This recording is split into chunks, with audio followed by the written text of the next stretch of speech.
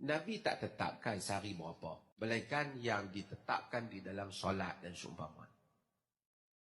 Satu orang mungkin dia amal selawat kata sehari 100 kali. Besok, minggu depan dia buat sehari 200 kali.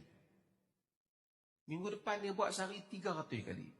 Dia boleh buat, dia kata aku sehari selawat 1000 kali. Tak apa, tidak bid'ah. Itu bukan dia buat syariat baru untuk diri dia.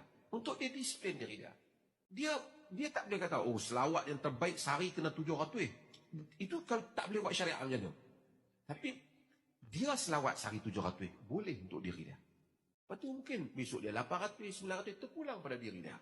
So kalau tanya mana, ikut tempat dia. Kan? Masa sahur, masa tahajud, solat dan istighfar. Masa lapang satu orang tu nak berselawat, dia selawat.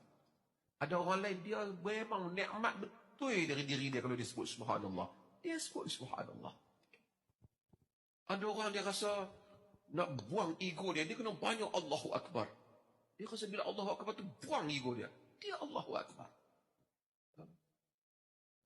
Ada orang hak lain pun dia tak tumpu, dia baca Quran, dia hafal Quran, sentiasa dia ulang balik Quran. Itu untuk diri dia. Wallahu ta'ala.